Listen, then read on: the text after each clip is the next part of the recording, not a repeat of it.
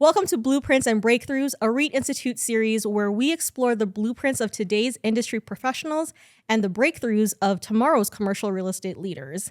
This series is sponsored by Ryan, award-winning global tax services firm achieving international recognition and market leadership. Our guest today is Lana, alumnus of our REIT Institute Fall 2022 cohort. She was on Team Cushman and Wakefield, and she was part of the winning team. Welcome, Lana. Welcome, Hi. Lana. How are you doing? I'm good. How are you? We're great. So we're going to jump into it. What have you been up to? I've been mostly busy with school. I'm part of the interfaith team at my school, like the committee. So it's, diversity and stuff. We are trying to make spaces for people to practice their faith within a school community. Nice. So that's been like what I've been busy with mostly. We had a few weeks ago, we had a dinner event that was like for the first time that happened at my school. It was iftar for Ramadan. Nice. Yeah, Cool. so that's what I've been busy with. Very cool. What grade are you in now? 11. 11. Yeah. Okay. So school, you're doing extracurricular stuff. Yeah. What other things have you been up to outside of school? I'm kind of getting back into my old lady hobbies that I had a couple Old years lady ago. hobbies. I cross stitch, so Ooh. Yeah. That's not Yeah. old lady hobbies. Like, that's it pretty kind of cool. is. It's fine. It's fun. That's cool. Yeah. What have you cross-stitched lately? I've been working on a project since grade 9. It's like a huge, like a poster. So is that like 3 years in the making? I stopped for a while, Okay. but it's a lot of time that's been put into it so far. Nice, Yeah. nice. Okay, well, sounds like you've been busy. But we're going to jump into, so you came to the REIT Institute. How Mhm. did you find out about the program? It was through a WhatsApp group chat. Like a bunch of aunties were sharing stuff, and then one of them was like, "Yeah, there's this opportunity," and like she just put it on there, and then my mom saw it and she she showed it to me, and I was interested. Shout out to the aunties. Yeah. Those WhatsApp anti groups are, They can be crazy, but they can be Yeah. helpful. they come clutch sometimes. Okay, so Yeah. walk us through your experience. What was your experience like at the REIT It was Institute? honestly really fun. It was nerve-wracking at first because like going out of your comfort zone and stuff, but like it's really, first of all, educational, but also the community that it brings along is really helpful and also like inspiring because of the people that you're put in a room with all the time, like once a week for 2 months. I mean, winning the money was not the best part. I think the community was. Really? And yeah, because like I the like that. community, it carries on and stuff, but the Mhm. money's gone. Great.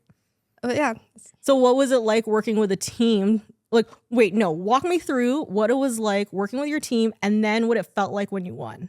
obviously it felt great. I kind of saw it coming and kind of didn't, like, like confidence, but also like, there's other people that are also really good. I secured money for my Europe trip, so it was really nice. Nice. Yeah. So you said you saw it coming. What made you confident? I feel like because we went last and we got to see all the other presentation, I was like, okay, like I got myself together. I know how other people are messing up, so I learned from their mistakes and I made sure like to not repeat the same things that they did that might have been like, like not good. So, okay, outside of winning, what would you say was the most memorable moment of the program for you? It was definitely the very first exposure session. Cause like, first of all, like you're going to this thing and you think you know what real estate is, but then like it's the very first time you realize that it's way more than what you expected. Like when we were going around touring Rogers Place and the Ice District and stuff, like it made me realize how much bigger than I thought it actually is. Yeah. What was your favorite part of that tour? It was such a long time ago, but I think when we went to like those really tall buildings, like the residential buildings. Yeah, I think it was Sky Residences. That's right. Yeah. Sky Yeah. Residence. Yeah, and it's like the tallest. In Western Canada. Yeah. Yeah. And I don't know why this like really stuck in my head, but I remember the guy being like, yeah, like when the wind, there's usually a lot of wind, like Right. in other buildings the building shakes, but in Mm. this one like it won't shake. Yeah. That's the one thing I remember really clearly, and I'm not sure why. Well, yeah, you would expect was like 66 floors. Yeah, like you'd expect it to be swaying in the wind, but it's Yeah. Yeah. I think if it starts swaying at 66 floors, you're just going to be like, I don't think I want to live here. Yeah. So you recently came back for a workshop. Mhm. What was that like coming back as an alumnus? it was nice seeing what I went through from a different perspective, like seeing people being nervous going on stage and people working in their groups and stuff. I think it was really like, it was nice to see other people like doing the same thing, like other people being interested in the same thing that I was interested in. Yeah. Yeah. So you have 3 friends in the program right now. Yeah. What did you tell them to convince them to take the program? One of them, I was just telling her that like, I was just telling her what I'm up to. This specific friend, like I always do extracurriculars with. Yeah. So she was interested by default. And my other 2 friends, I was also just like telling them about the experience and stuff. And they were like, oh yeah, we're interested.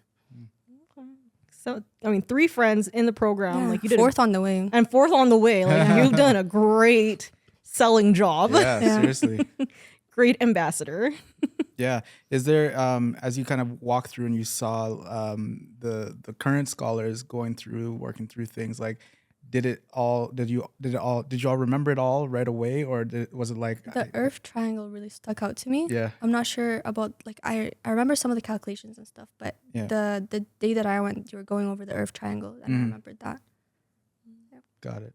Interesting. And you could explain it to them and walk it through with Well, them. I couldn't explain it, but I do remember like the shape of it and stuff. Yeah. It's an unforgettable shape. I just know it's the letters, but I actually don't know what they stand for either. That's my job. That's your job. Yeah.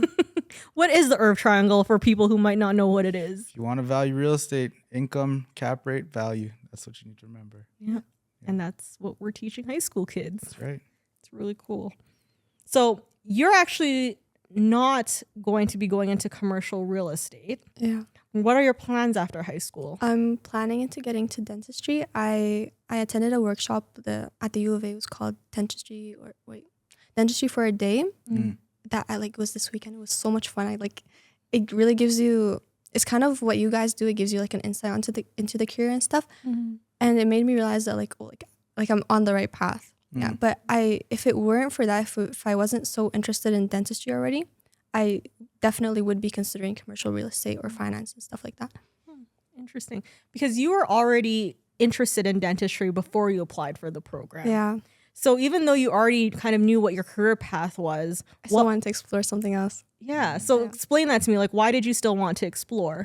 Even before like I knew of the program, I was interested in real estate, but I didn't know like it was as broad of a career as I didn't expect it to be as broad of a career as it actually is. Right. So getting into RE actually gave me an insight into what the job is, and I am interested. I really do enjoy what they're doing.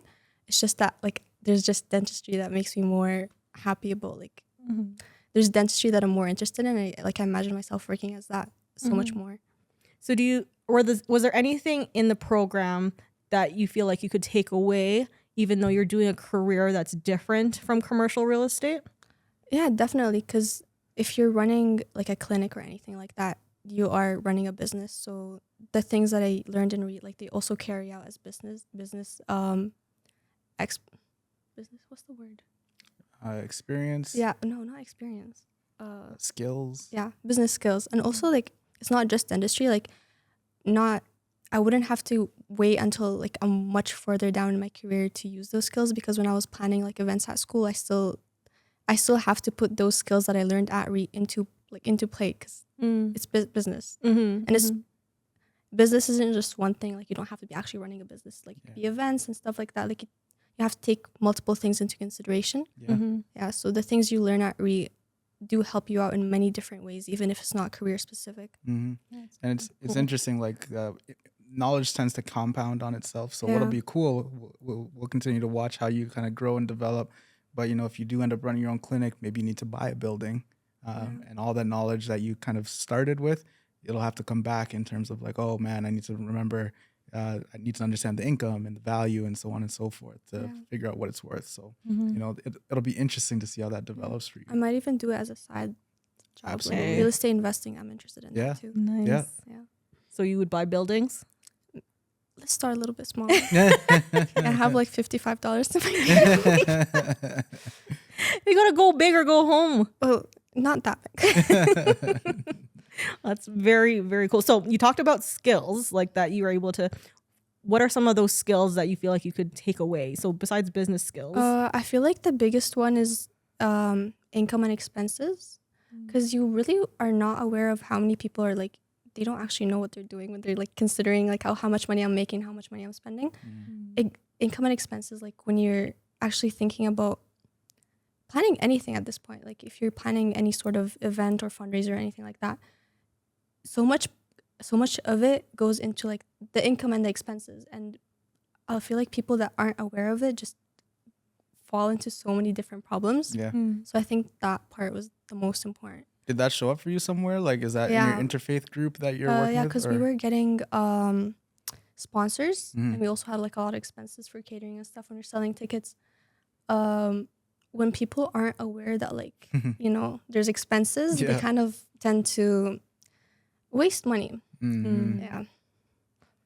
That's very cool because that concept was definitely something that we explored in terms of commercial real estate. Yeah. But the way you just described it had nothing to do with commercial real estate, and you were able to apply it in a whole different situation. Yeah. So that's really, really cool. So we have our last cohort, or not our last cohort. I would say our cohort is finishing up. And, you know, we're going to look into the next cohort in both Calgary and Edmonton. What would your advice be to any students who are thinking about taking the program? If you're having any doubts, I think you should definitely do it. It's never a bad idea to be stepping out of your comfort zones. And even if you are like a shy person and you don't know anyone that's going to be going to the program, I was too, and I am still a really shy person, and I don't like talking in front of people. But speaking to crowds isn't something you're born with, and it's a skill that can be taught. And I think that once you're given an opportunity to learn that skill and to learn how to talk to people and learn new skills, meet new people, get new opportunities. Whenever you're given that chance, you should never pass it. And pass on it. Yeah, pass on it. Yeah, if you're presented with an opportunity like this, especially if you're also given the chance to go into the field as like an internship and stuff, which is like gonna be offered to us, and meeting also in the industry professionals, it really gives you a lot more information. And information is never like a bad thing. That Well is said. great. Very well said. So you talked about presentation skills and being shy. Yeah. I will be honest, like when you presented up there, you were very confident and you knew your stuff. And like, I don't think that anybody who would have seen you presenting for the first time would have seen it as shyness. So I think you did a great job. Agreed. Great job. And I think that's why you won the $10,000 and became the champion of our fall cohort. Yeah. Right. Is there anything else you wanted to add? No, Lana, it is so good to see you, and we're very excited to see where your career is going to end up taking you. And thank you for spending some time with us. Of course. Thank you for having me. Yeah, thanks for always coming back and supporting and even just telling people about the program to apply. We really appreciate it, and it's really great always connecting with you.